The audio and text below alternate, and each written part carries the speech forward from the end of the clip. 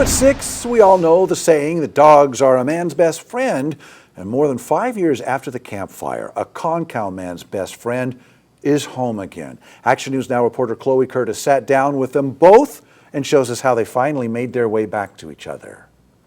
So he was missing for 5 years, 5 months, and 18 days. You heard that right. Scott McDougal and his dog Rigby separated for more than 5.5 years after the campfire.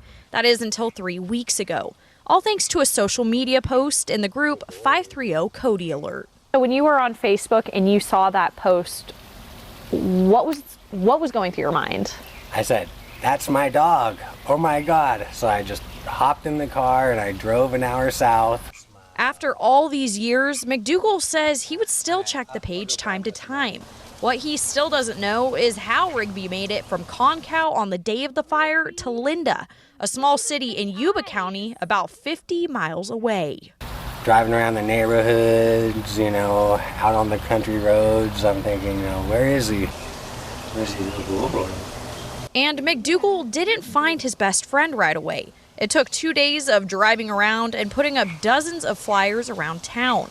He was driving lap after lap around town when there he was, laying in a family's yard as they barbecued.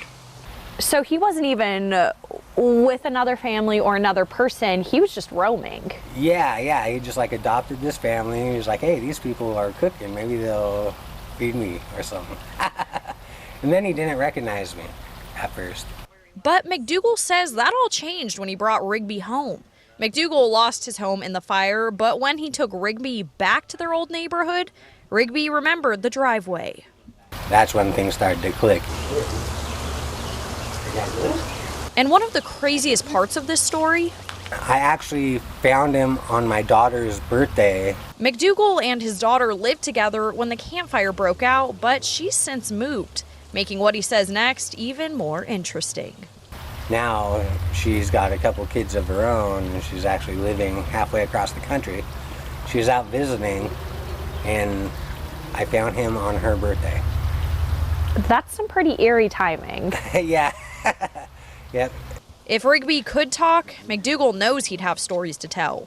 What McDougal says he'd love to know now is if there's a family out there that helped take care of Rigby all these years. Maybe another family took him in and had him for longer than I had him.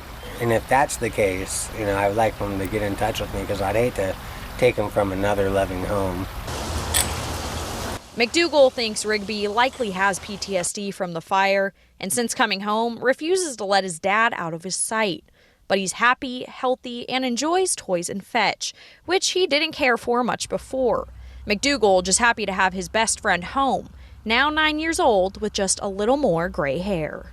As far as for what's next for Rigby, next week he has an appointment with the veterinarian where he'll get his flea and tick medication, all his shots, and getting microchipped. In Magalia, Chloe Curtis, Action News Now, coverage you can count on. Rigby, what a good boy. He escaped the fire with his mom, but McDougal says he never found either.